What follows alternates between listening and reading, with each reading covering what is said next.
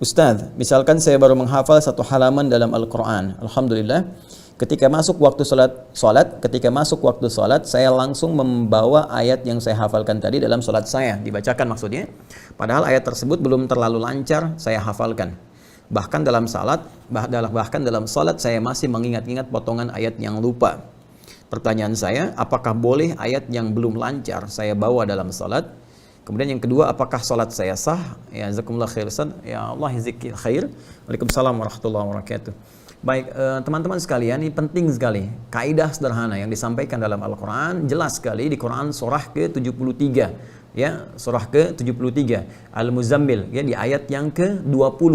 Allah jelas menyampaikan faqra'u ma tayassara minal Quran. Dua kali ditegaskan di sini, faqra'u ma tayassara minal Qur'an. Bacakan oleh Anda apa yang paling ringan, paling mudah, ya, yang telah Anda kuasai bacaannya, yang telah Anda hafalkan, yang paling mudah yang kita hafal. Jadi standar dalam sholat yang dibacakan tuh bahasa Al-Qur'annya tayassar. Nah, sekarang perhatikan baik-baik teman-teman sekalian dalam memaknai bahasa Al-Qur'an. Bismillah. Jadi kalau kita lihat bahasa Al-Qur'annya faqra'u, bismillah, ya. Ini nah ini tayassara minal Quran, seperti ini ya. Ini saya garis bawah yang ini, faqra'u ma tayassara minal Quran. Jelas ini ayat diturunkan dalam konteks bacaan dalam salat, ya. Surat apa yang dipilih oleh kita untuk dibacakan. Ya, walaupun konteks ayat ini terkait dengan dalam kondisi Nabi menunaikan salat tahajud yang beliau kerjakan dalam masa hidupnya sallallahu alaihi wasallam, namun demikian ini menjadi standar dalam bacaan-bacaan salat kita. Perhatikan baik-baik, jika kita menunaikan salat kata Allah, maka yang dibacakan dalam salat itu perintah Qur'annya ma tayassara. Apa saja yang sekiranya mudah, ya, untuk kita bacakan dari surah-surah Al-Quran atau dari ayat-ayat Al-Quran. Boleh jadi misalnya dari satu Al-Baqarah yang kita bacakan beberapa ayatnya, gitu kan, maka kita katakan dari ayat-ayat Al-Quran. Atau bahkan kita pilih surah-surah tertentu dari Al-Quran. Di juz amma kan biasanya kita tampilkan seluruh ayatnya dalam satu surah jika surah itu dipandang pendek atau menengah. Nah, hanya kalimat tayassar ini, nanti ada ma, ada tayassar. Tayassar ini teman-teman sekalian, korelasinya itu ada dua hal. Satu, yang telah dihafal, ya kan? Karena saat kita menghafal Al-Quran, itu redaksi menghafal, kemudahan menghafalnya, itu menggunakan akar kata yang sama, serupa hibridanya dengan tayassar. Kalau ini dari kata tayassar ya tayassaru, ya, kemudian dari dasarnya ketika menghafal menggunakan kata yassara, yuyassiru, ya, yassara, seperti ini. Yassara. Nah, sifatnya disebut dengan taisir namanya, ya, yassara. Ini disebutkan 4 kali di Quran surah ke-54. Ayat 17, ayat 22, di ayat 32, di ayat ke-40, ya. Seperti ini. Ayat 17, 22, 32, 40. Walaqad yassarnal Qur'ana lidzikri fahal mim muddakir. Dan sungguh jangan pernah ragukan, kami telah mudahkan Al-Quran untuk diingat, dihafalkan. Jadi ketika Allah menyebut kemudahan menghafal, itu menggunakan kata yassara. Jika yang dihafal itu telah mudah kita hafalkan, artinya telah hafal, maka berubah kalimatnya menjadi tayassar, seperti ini. Jadi ketika Allah sampaikan, kami telah mudahkan, Allah memudahkan, yassara itu memudahkan, yassarnal Quran, kami mudahkan. Jadi Allah memudahkan kepada kita untuk menghafalkannya. Begitu kita hafalkan dan menjadi mudah hafalan itu, maka berubah kalimatnya menjadi tayassar. Karena itu, perintah di Al-Quran ketika kita diminta membacakan ayat-ayat yang telah kita hafalkan itu di dalam sholat, kalimatnya menggunakan tayassar. Ingin memberikan kesan bahwa yang dibaca dalam sholat itu adalah ayat-ayat atau surat-surat yang telah kita hafalkan. Sehingga tidak memberikan beban kepada kita. Nah, jadi dari sini, jelas ketika kita akan menghafal itu kan kaidahnya dibuka dengan bacaan. Ya? Baca dengan baik dan benar.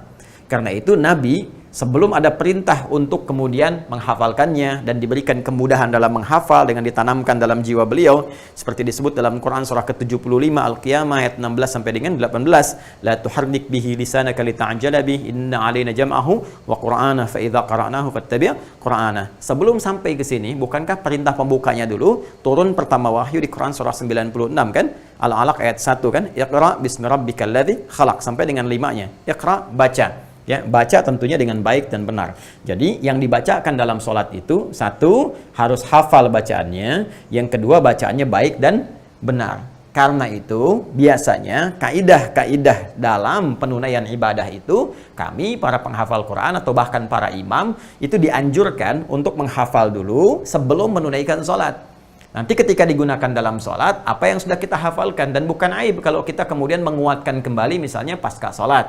Ya, ini khususnya terkait dengan sholat fardu. Ya, fardu. Ini poinnya. Bagaimana dengan sholat sunnah? Ada yang memberikan keringanan sepanjang sunnah itu dikerjakan sendirian, bukan dalam berjamaah. Kalau berjamaah tidak, seperti sholat tarawih misalnya, sholat idul fitri, sholat idul adha, itu sunnah tapi berjamaah. Ketika menjadi imam, tetap dia harus menghafalkan dan membacakan yang hafal dan mudah untuknya. Tapi ketika dia sholat sendirian, misalnya tahajud sendirian, kan? Bukan dalam konteks ini ya, perintah kepada Nabi untuk kita misalnya menghafal, kalau sekiranya memang hanya itu yang kita hafalkan, atau dalam konteks kita ingin menguatkan hafalan, maka boleh kita kemudian bacakan dengan catatan setidaknya ada 75% lah, di atas 75% yang telah kita hafalkan, sehingga yang kita baca itu adalah sesuai dengan standar kebolehan membaca. Ukurannya surah apa? Al-Kautsar. Inna a'tainakal kautsar fashalli lirabbika wanhar inna syani'aka huwal abtar. Anda ingin bacakan misalnya Al-Baqarah ayat 257 sampai 259. Sampai 257 Anda lancar, 258 nggak lancar. Nah, ini nggak apa-apa. Ya, Anda cukupkan 257, Anda bisa rukuk seketika gitu kan. Di situ nanti setelah Anda salam Anda kuatkan kembali. Nah, untuk melengkapi uraian ini, insya Allah kita akan lanjutkan setelah menunaikan sholat Isya berjamaah. Kita lanjutkan bahwa pertanyaan dari saudari kita Asriatul Fitri dari Aceh tentang kebolehan membacakan ayat Al-Quran yang kiranya belum hafal di dalam sholat.